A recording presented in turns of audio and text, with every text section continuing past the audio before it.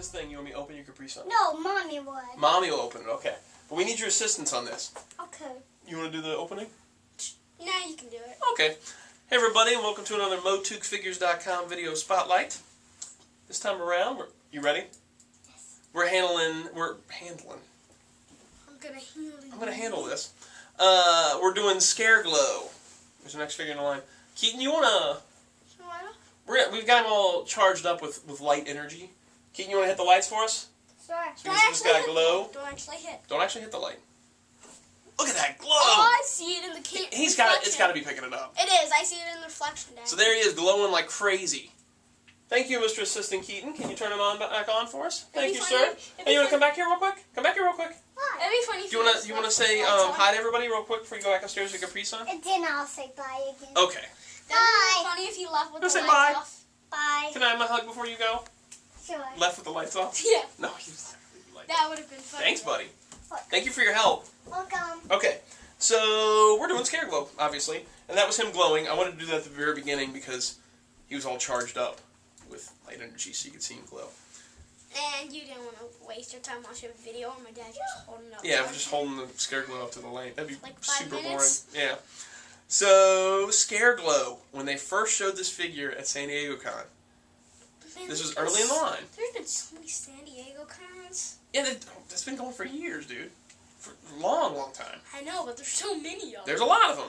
When they showed him there, I was so excited because it was like, oh, that's a character that was towards the end of the vintage line and never had a 2000X figure.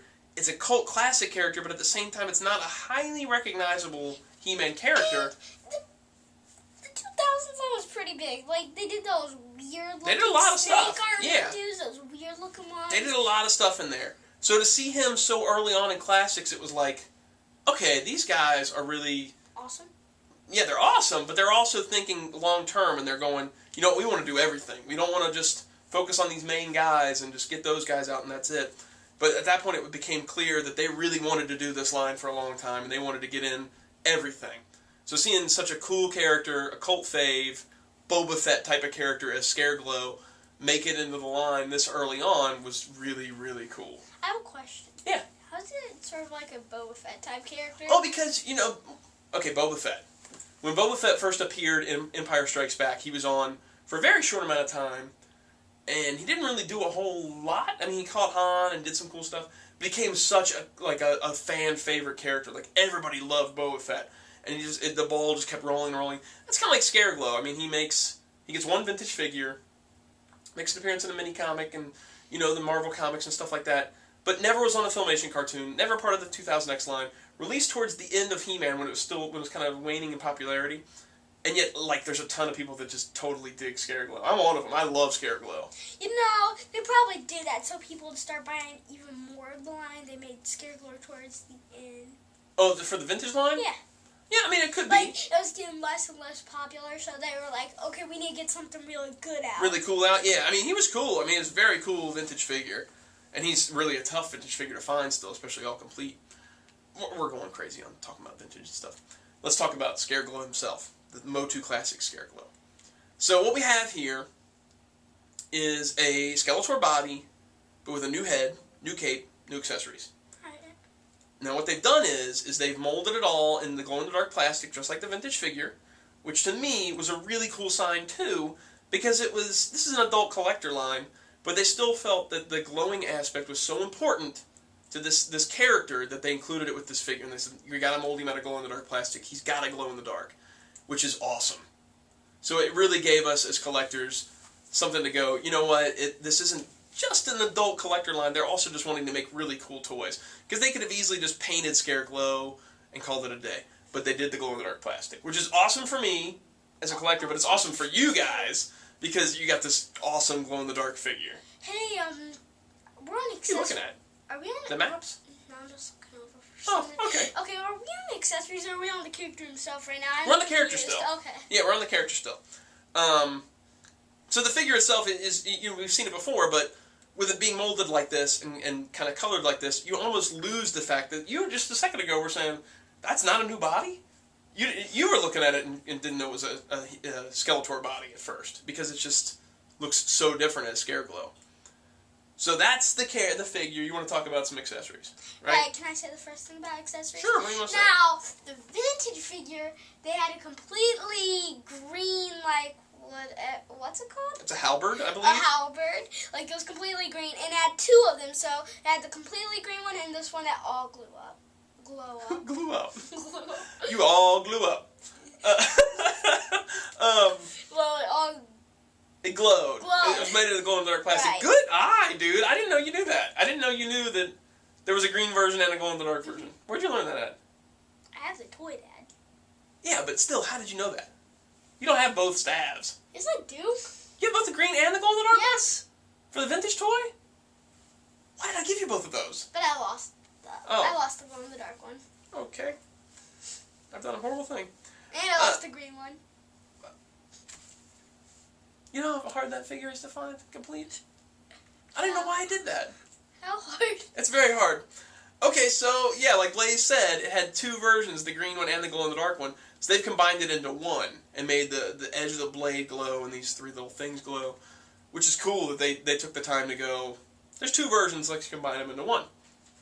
The other thing he comes with is this reliquary. It's awesome. Which is so awesome. It has this real chain, and it clips around his wrist, and it's got we should mention this, he's got the more open hand version of Skeletor, the big giant open gripping hand, that can snap this in, so that way you can actually have him hold it. So it's got this, and this thing is cool because... It ties in the bio. It ties in the bio, but it also has this little Grayskull on top. And it's just like that Power and the Honor Foundation, that Grayskull prototype we looked at when we did that review. That I showed them. Exactly. Where it's got the little bell thing on top, and it's got the little ledge. It makes me think that if we ever got a Castle Grayskull from the Four Horsemen, it would look like this. Right. And that makes me happy. Like, they already have the mold, they just need to make it way, way bigger. They would not use this little tiny thing. Yes, but they have to make No, it no, no. way bigger. Yeah. They're at the school. Itty bitty living space. So, It'd be funny if they tried to make everybody fit. It's like, get in their figure. Yeah, get in there. Make this little tiny thing and just make it huge. No, but I mean the design, though, is what I'm meaning. So, like, this design hopefully will be designed to use. So you pop this off, and inside is this little key to Castle Grayskull, which a lot of people, said they were missing theirs, and they didn't come with it inside. Luckily, the Sawyers got all of it. All the Sawyers had it. Although I think one of ours, it was kind of stuck inside there, like the paint had dried.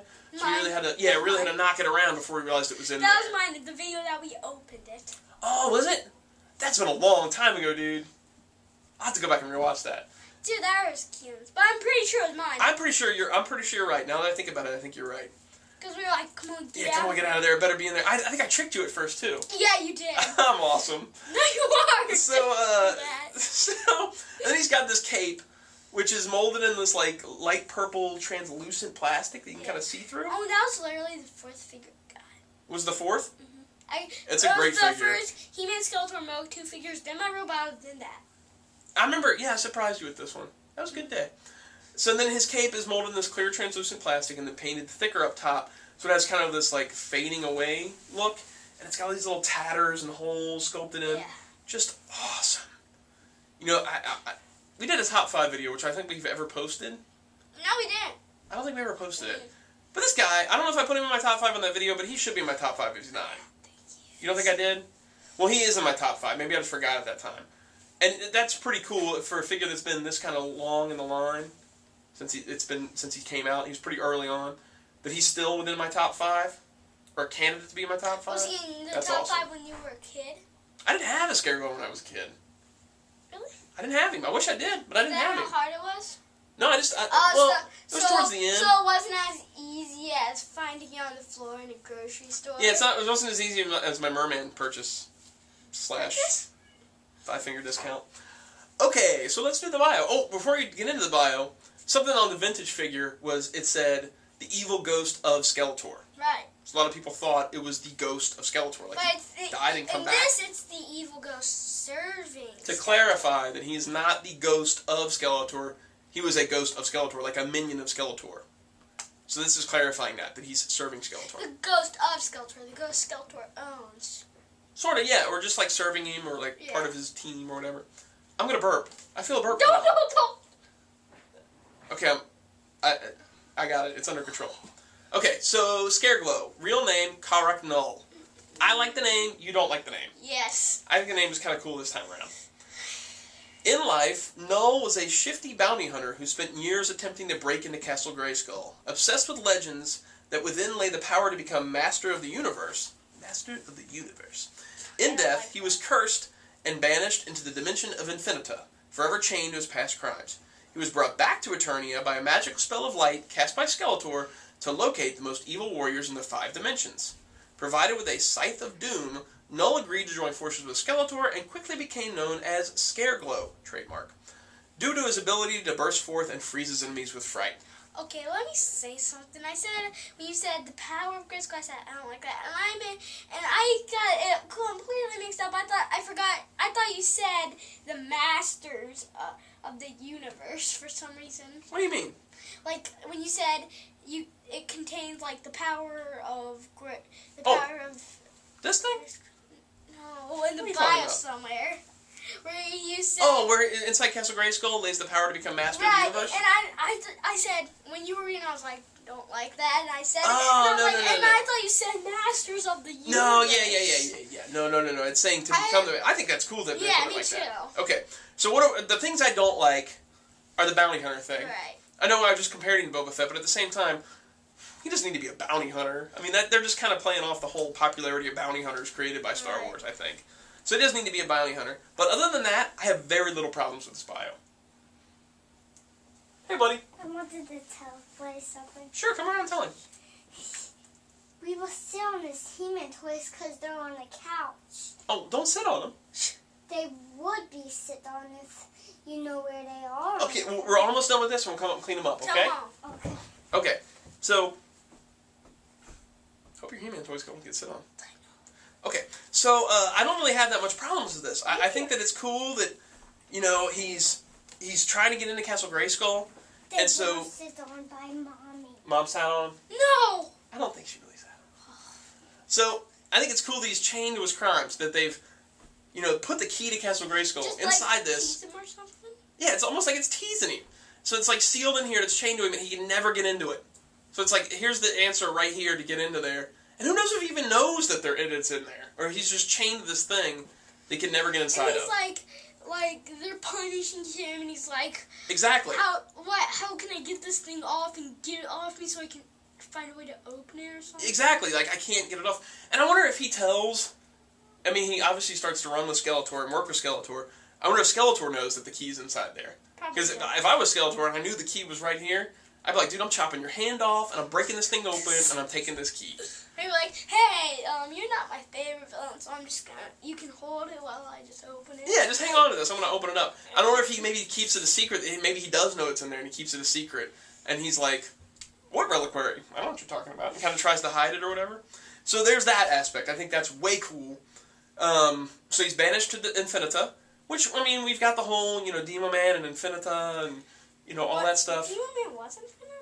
I think I have to remember what it says in the bio, but it says something like, he tries to open the dimension to Infinita.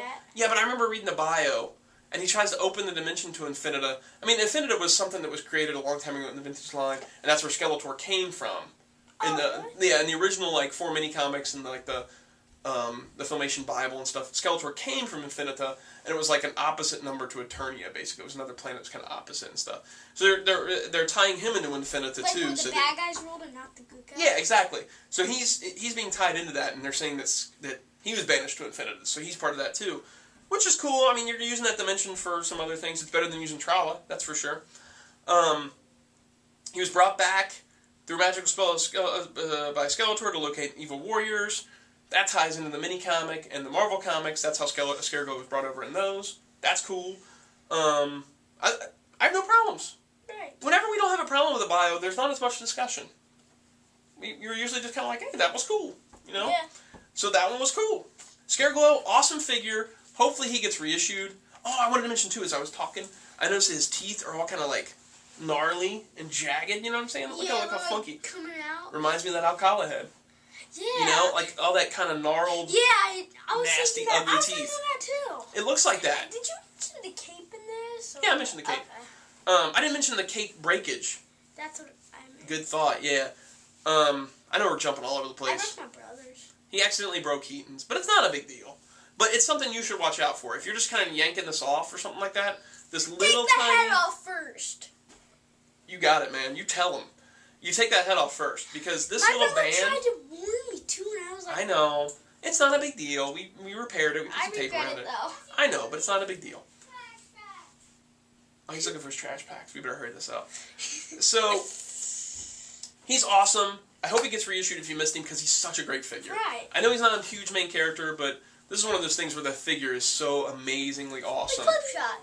Yeah, flip shot. Awesome figure. Not really a character that you really need, but awesome figure. Same with Scareglow. Awesome figure. Hope he gets reissued. Hope you can get him. Great figure. We're going to sign off. You want to come out and sign off? Say good journey? No, that's kissing you. Oh, just give me a kiss? Well, maybe you should Thanks, come in and buddy. just say good journey to them real quick. You can say good journey right here real quick. Good journey. Okay, say it off They camera. can't see you. I don't know what's going We on. used to say it off camera. Good journey. Good journey. Okay, say it. Good journey. Good journey. We'll see you guys next time. Bye.